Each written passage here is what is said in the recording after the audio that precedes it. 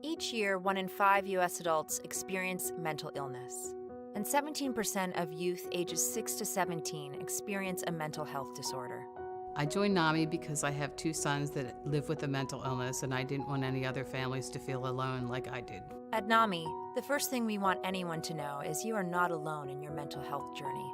I just really want to talk about so people know that you don't have to go through it alone. NAMI, the National Alliance on Mental Illness, is the nation's largest grassroots mental health organization, dedicated to building better lives for the millions of Americans affected by mental illness. We started as 2 moms, gathered around a kitchen table in 1979. And today, we are an alliance of more than 600 local affiliates and 48 state organizations who work in your community to raise awareness, build advocacy, and provide support and education. NAMI envisions a world where all people affected by mental illness live healthy, fulfilling lives supported by a community that cares. Every year we are expanding, no matter race, religion, age, or sexual identity. We are people with lived experience, families and loved ones, survivors and advocates, and together, we will fight the stigma surrounding mental health and create a better world for the sake of all of us. We have resources for you and can't wait to become an extension of your family. We are here for a healthier world. We are here for better mental health. We are here for each other. Join us.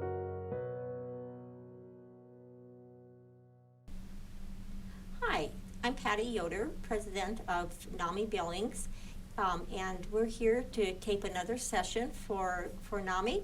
And with me today, I have Diane Quick.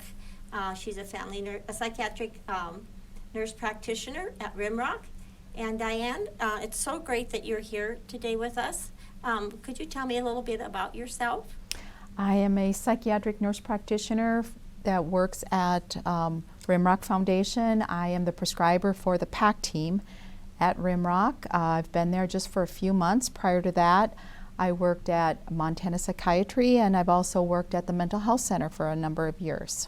That's great. So you've got a nice variety of places that you have practiced over the years. Mm-hmm. So the PAC team, for those of you that don't know, it's a program of assertive community treatment, and it is, Diane, can you just explain that just a little bit about what the PAC team does? Sure. We are what I call a hospital without walls. We go into the community. We take medications to clients that find it difficult to be med compliant. We offer therapy, prescribing medications, case management. We help individuals fill out paperwork for food stamps and help them get to the resources they need. We also make sure our clients make it to their doctor's appointment, both their psychiatric provider and their medical provider.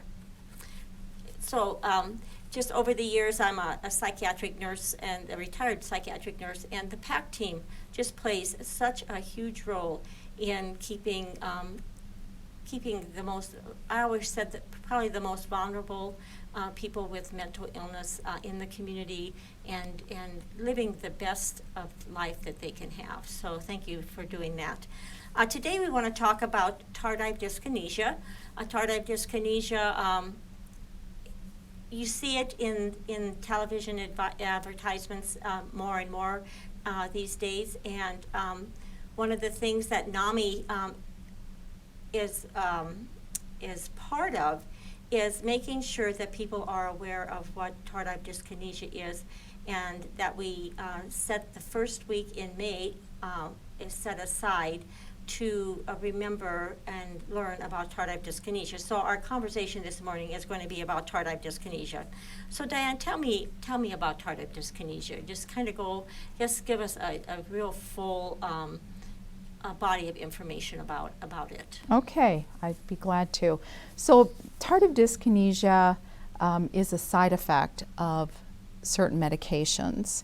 It encompasses a wide range of abnormal and involuntary movements that often persist after the discontinuation of that particular medication. It can be irreversible, but it also can be reversible. We now have medications. And it is lifelong. It can be disfiguring and disabling with significant impact on individuals' psychological and their physical health and the quality of their life.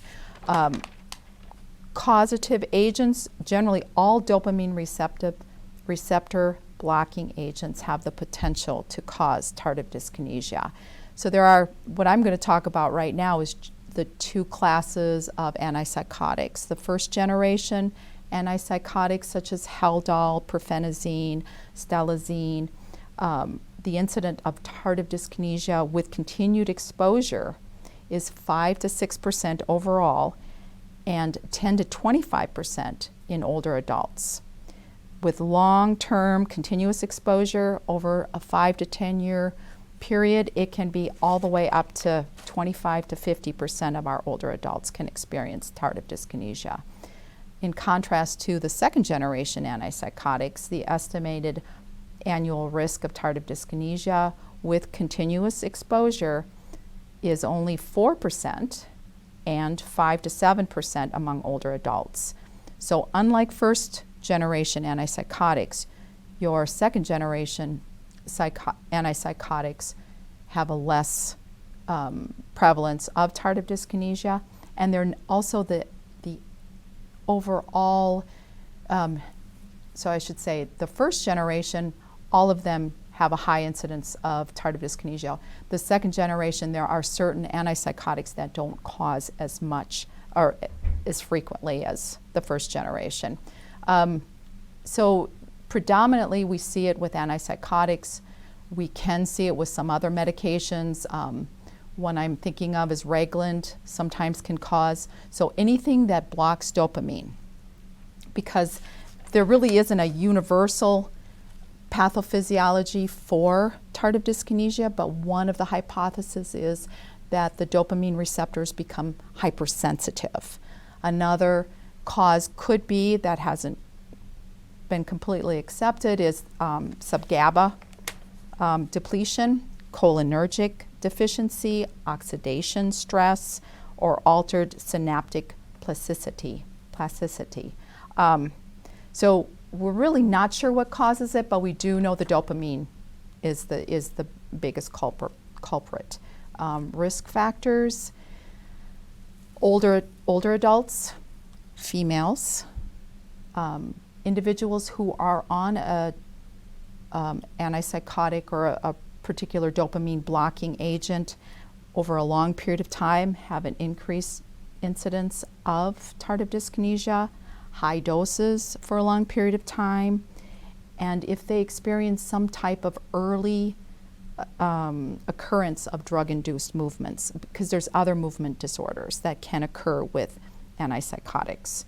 And then you have the comorbidity, such as a diagnosis of a psychiatric disorder, diagnosis of a mood disorder, substance use disorder increases your risk, intellectual disability increases your risk, dementia and diabetes, and head injuries. So those all increase the incident or are risk factors for tardive dyskinesia. So when a physician is looking at prescribing antipsychotic medication, it would be that they would be looking at all those different kinds of risk factors in determining which one they would want to choose, and in looking at one that would actually treat the mental illness or the that they're targeting, but also looking at giving the least exposure to tardive dyskinesia. Absolutely. Yeah. So it's very important that the physician has a really good, solid assessment of the patient before they prescribe a medication.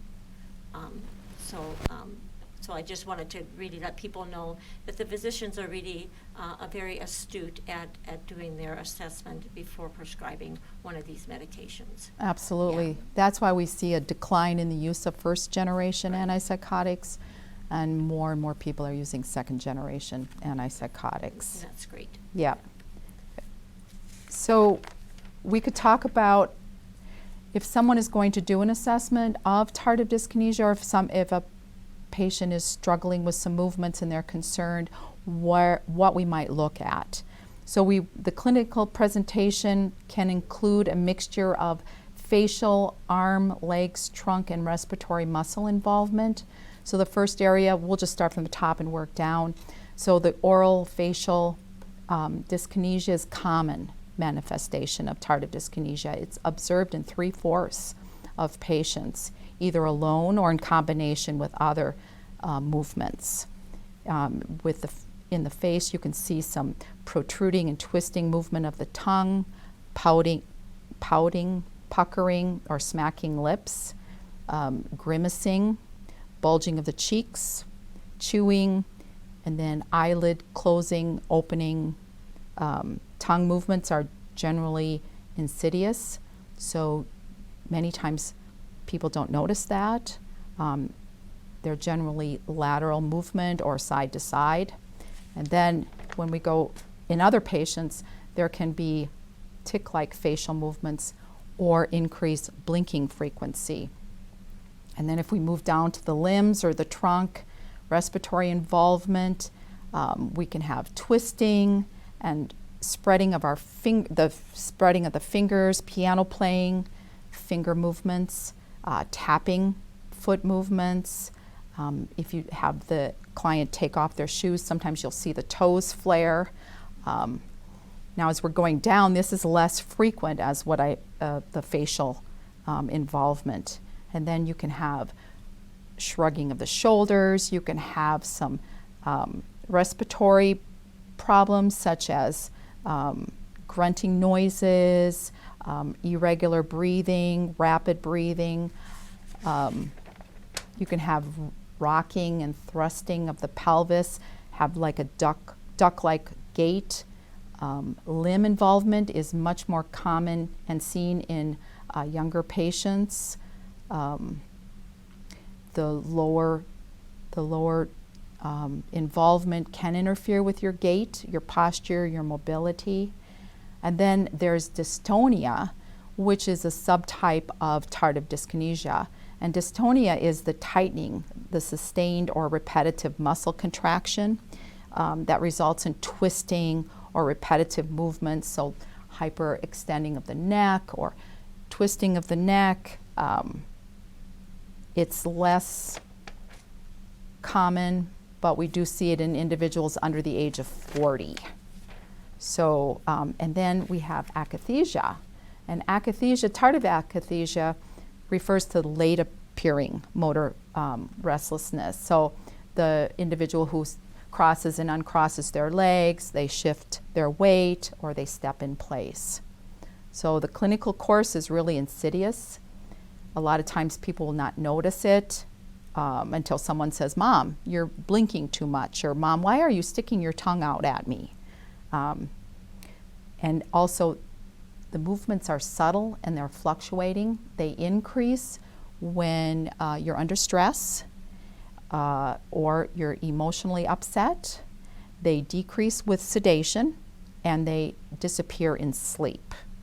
So commonly we see tardive dyskinesia appear when we do some medication changes, so when we go down on the dose, or we change antipsychotics, or we discontinue, and that's when we see the tardive dyskinesia.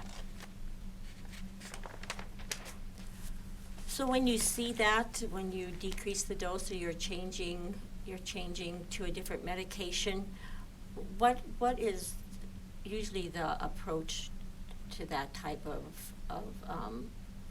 incident that happens? So if we go down on the dose and we see the tardive dyskinesia occur, it'll be an individual. Individuals need to have a conversation with their doctor about the plan. Because once you've been diagnosed with tardive dyskinesia, there really has to be a discussion on, can we decrease the amount of medication that you're on? Can we take you off of it? Or do we have to keep you on it because your symptoms are well managed now, and they haven't ever been well managed, and now you're having this tardive dyskinesia. So that will be individual with a discussion with your provider and with the client and discuss what your options are. Sometimes they discuss, in the literature, they discuss, well, let's change them from this medication to another medication. But as a prescriber myself, I know each medication and each individual responds differently to different medications. So yes, maybe this medication doesn't have as high of an incidence of tardive dyskinesia, but maybe you're not going to respond to it. And you're doing really well. So let's look at what our other options are for tardive dyskinesia. So in the mild tardive dyskinesia, sometimes they use what's called Klonopin or clonazepam. The research is mixed whether that really works that well, and then you get into the side effects of what Klonopin is. It's addictive. It can interfere with individuals' ability to process information. It can interfere with people's balance, especially older adults. So that's your mild. They also, in the literature, suggest vitamins like vitamin B6. What's the other ones? Ginkgo. Again, the research is really mixed for those kind of treatments.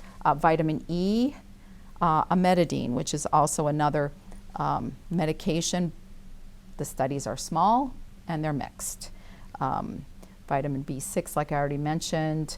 And then you have some other prescriptions like beta blockers, calcium channel blockers, GABA agonists. Again, that needs to be discussed with your doctor and kind of how you want to proceed as a team to decide how you're going to deal with the tardive dyskinesia. But as I mentioned earlier, your tardive dyskinesia gets worse with anxiety, with stress. So the other things you can do to manage your tardive dyskinesia is to manage your stress. Good sleep is important, good diet, social support, exercise, all good ways to help you manage your tardive dyskinesia. Nowadays, with the second generation antipsychotics, we find that if we can, and not everyone, we can take people off antipsychotics, the second generation, but up to 90% of individuals that they discontinue the second generation get better. Their tardive dyskinesia gets better.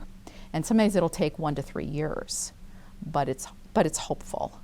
The other thing is there's medications, and they're all being advertised on television. They're called the VMATs, and they're good for covering up the symptoms, that they might be an option. Again, it's back to discussing it with your provider, because with any medicine you're going to have there can be side effects, and so you have to weigh the benefits and the cons to it. So what I'm hearing you say, it's very important to have a very candid conversation with your provider about what's going on, what the movements are about, what the different treatment options are for that, and then together as a team, you decide what you want to do to address the movements that are happening for you. Is there any other thoughts you have on that? Yeah, I also would like to talk about the AIMS. Yes. Which is the Abnormal Involuntary Movement Scale, which is a helpful standardized measurement for practitioners to have an organized way to look at a patient. Many of your skilled psychiatrists and psychiatric providers can kind of pick up some of the subtle things, but this is a good way to just measure it in a standardized way. It looks at facial movements, trunk. It determines how distressing it is for the patient. Sometimes you'll have like tongue movement because people have problems with their teeth, and so they have a lot of tongue movement, and it's something that they've had for a long time. So probably what's the best thing to do is to do an initial AIMS when you start the antipsychotic, And then every 6 months or once a year, it really depends on your practitioner. Everybody kind of has their own way that they handle that situation. Are there other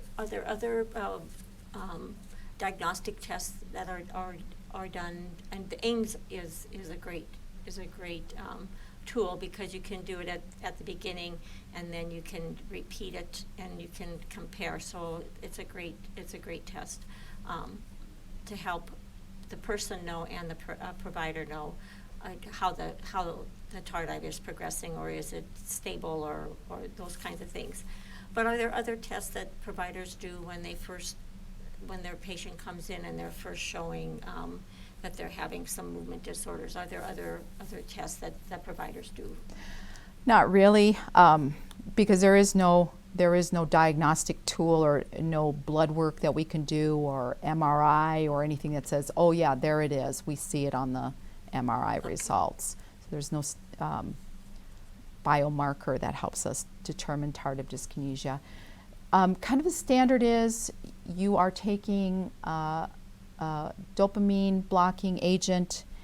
You've been on it for 1 month, 3 months, and now you start to have some movements. That's kind of the standard. 3 to 6 months after you've started a dopamine blocking agent and you start to have some of these movements, then you can pretty much believe that it's tardive dyskinesia. When in doubt, recommendation would be to send an individual to a neurologist to do an assessment on, because there's many other movement disorders. Right. If you're not clear. Yeah. So like a neurologist. Yes. Or something like that. Yeah. That they could go and have a workup done. Yep. To address that. That would be great. So so if someone is watching, this segment, and they notice that they might have some movements going on and they're concerned about them, what would be your recommendation for that person? Well, I would contact the individual, their office, try to get in and express some concerns if you think you have some tardive dyskinesia. One of the other things that I want to mention too, because I think it's really important for people to realize that, let's say you have developed some tardive dyskinesia, but it's really mild and it's been going on and it's kind of established, it's stabilized. Staying on an antipsychotic, a second generation antipsychotic, the tardive isn't going to get worse. Once it's started and it's stabilized. So sometimes people will say, well, if I stay on it, is it going to get worse? Like I'm not even going to be able to walk, or I'm not going to be able to brush my teeth because it's worse. Generally, your second generation, it does not get worse. So once it's started, somebody monitors you. Once it's stabilized or established, it's not going to get worse. That's what the research suggests. And that's hopeful. Right. That is just good to hear, because sometimes when people have those movements and they're very visible to other people, and so then it messes with social life and your quality of life. So just to know that it probably won't get worse, and that if you're working with your provider and you have a treatment plan in place, those things are hopeful that you can go on and still enjoy your life and what's going on with your family and with your friends. So that's really important. Right, because there's some people who cannot come off their medications because they're doing well and they're able to, do the things that they want to do in their life and have a full life. Yeah. So that's just so important for people to hear, that when you have a good plan in place, that there is hope for a good life. That Yes. you can go on and do the things that you enjoy and can be as productive as you possibly can be. So those things are good. Mm-hmm. So I want to just thank everyone for listening to our segment here this morning. And to learn more about tardive dyskinesia, I wanted to thank Diane for being here with us and giving us such good insight into the movement disorder and you know, how it's diagnosed, how it's treated. Those things are just so important that we understand that, and that there is hope for people that have tardive dyskinesia, and there is just a good life for them. Yes.